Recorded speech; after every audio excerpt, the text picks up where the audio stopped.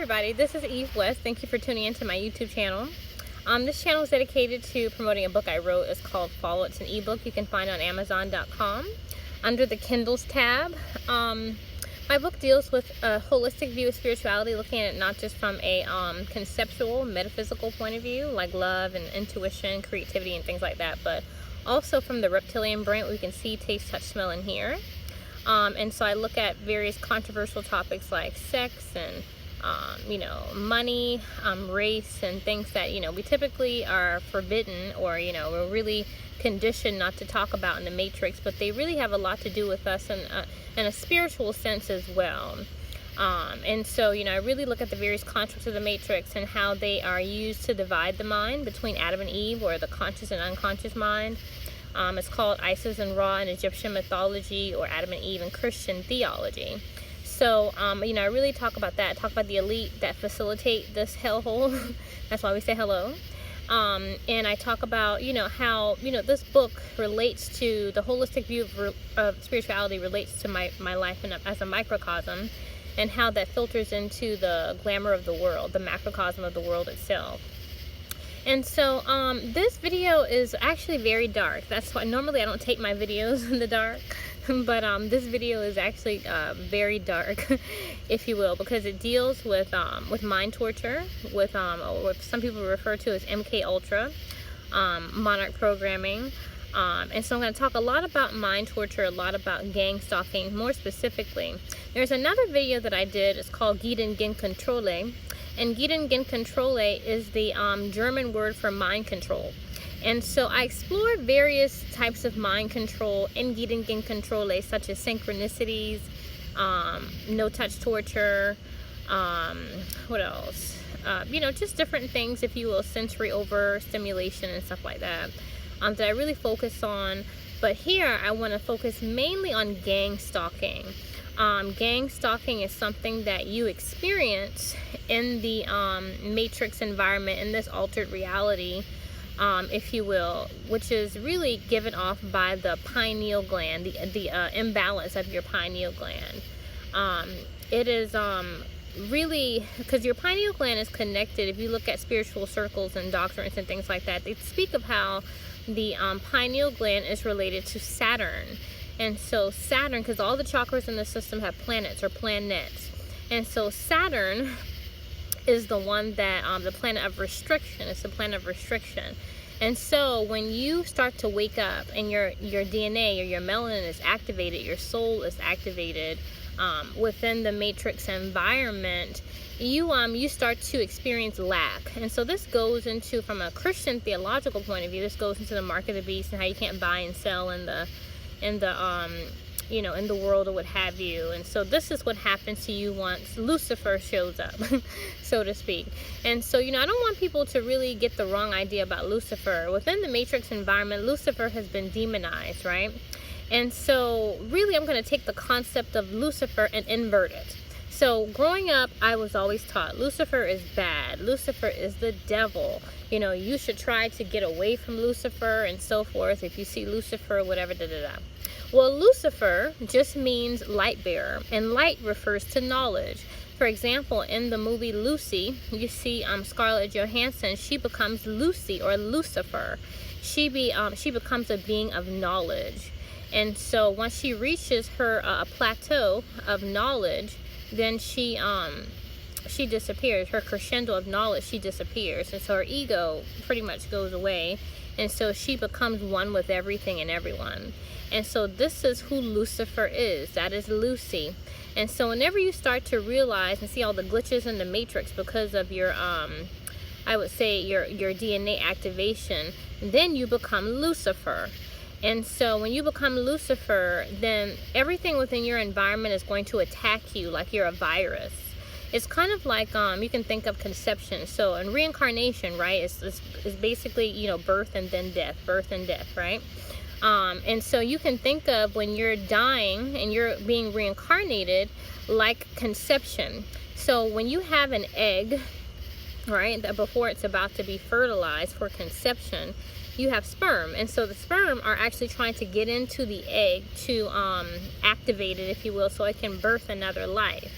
And so when you're going through what I say, gang stalking and mind torture, when you become a Luciferian, so to speak, in other words, a light bearer of knowledge, then your environment, which are the sperm, I guess as you would say, is trying to attack you.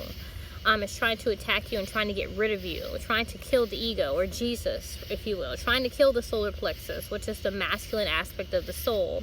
And this is permeated in many different, pop culture things. Like, for example, a really good, I would say, recollection of this, besides the movie Lucy, when they were trying to, basically destroy her because she was a light bearer of knowledge. The video from the Google Dolls is called Black Balloon. In that video in Black Balloon, you see the woman who represents the feminine aspect of the soul, or the Christ, right? She is swimming. There are men swimming around underneath her. They're swimming around underneath her. And so she's the egg, but they're the ones that are trying to, if you will, make their way into her so she can be reincarnated and she can die. And so I know people are like, what? Like, that doesn't make any sense. Superficially, it's just a nice song that you want to listen to, but in the song, the main character, or the main the lead singer, he says, 1,000 other boys could never reach you. How could I have been the one? And so really, it goes to show with conception, there's only one sperm that needs to get into that egg in order to fertilize it. And so within the matrix environment, there's only one, I guess that you would say, masculine aspect of the feminine that will cause it to be brought to judgment. It will cause it to be brought to judgment, because the whole matrix environment is that once you become a Luciferian, a Lucifer, a light bearer, or have knowledge, is to stomp out your knowledge. So, for example, I grew up Christian. When I found out that, and also not just Christian, but I grew up believing, I was taught that there's power in the name of Jesus, right?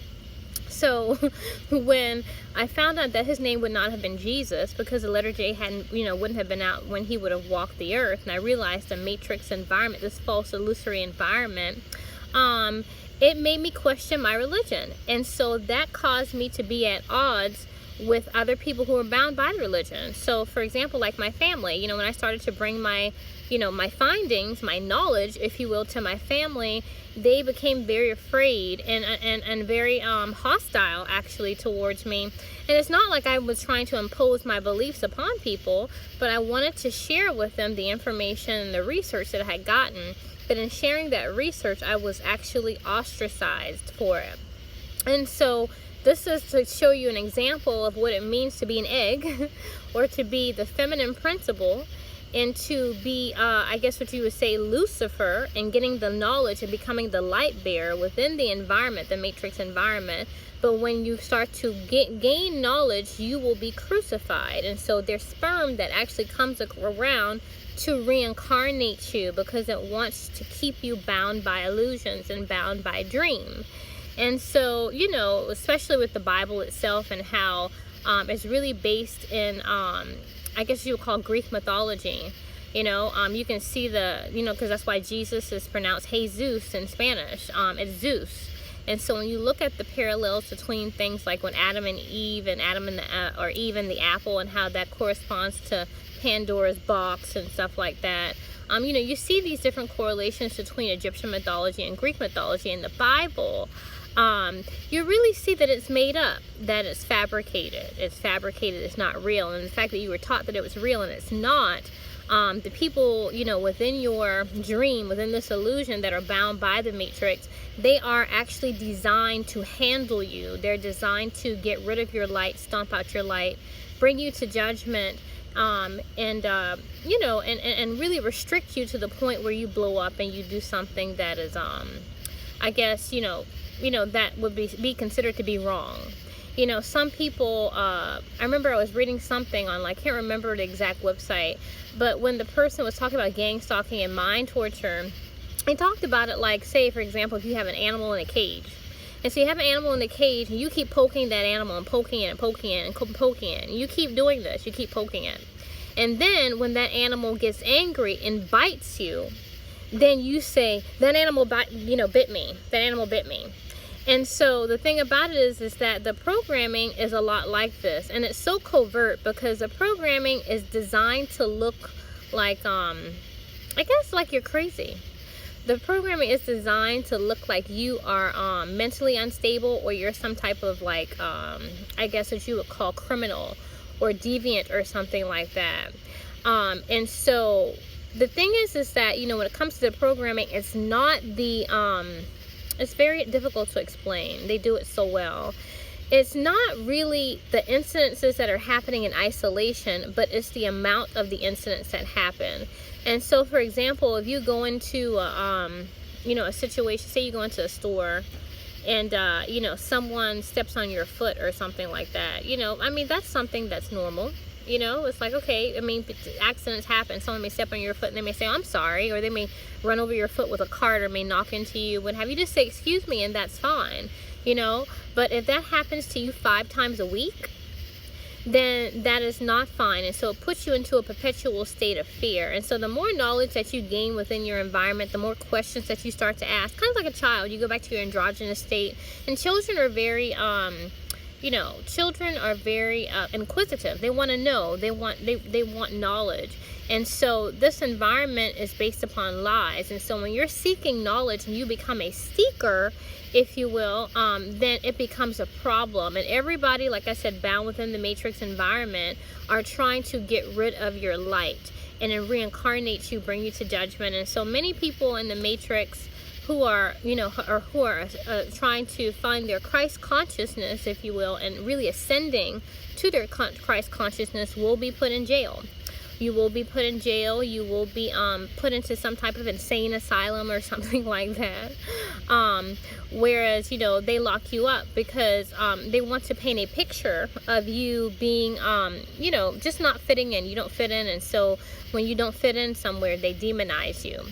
And so I just want to, you know, talk about what that looks like. You know, what does gang stalking look like? Some examples, specific examples. And I've taken video of this as well, because one thing, when you are a victim of gang stalking, you start to document. And so I've documented certain incidences that really prove, if you will, many of the things that I've actually encountered, I've endured, that I've gone through. And really, to be honest with you, without my melanin, without the stimulation of my third eye or my pineal gland, I would not be alive. I really would not be alive today. I would be, you know, probably incarcerated or in an insane asylum, because the programming is so evil. It's so evil. It's so insidious. It is really torturous. I would equate it to, within Christian theology, I would equate it to crucifixion, because you're crucifying the Son, you're crucifying Jesus, and Jesus just represents your masculine aspect of yourself, which is your solar plexus. And going back to my last video that I did a video on Kundalini and your solar plexus. And so the solar plexus, your Kundalini, represents the black man. That's why within the superficial environment of the matrix, black men in particular are targeted, because your solar plexus deals with your will. It deals with your will, and it actually deals with you know, your I should say the Christ oil, whatever that is, that ascends up the spine, up to your pineal gland and your pituitary, really joining your pituitary and your pineal gland together. So the black man is very representative, just because the black man has melanin, of course, and the black man, I would say, you know, represents the masculinity. Okay, it represents the masculinity. And I know that this doesn't make a whole lot of sense in terms of superficial, but everyone has a black man within them, regardless of what, I guess, race or whatever you are. You have your masculine aspect of yourself, which is symbolized as the solar plexus.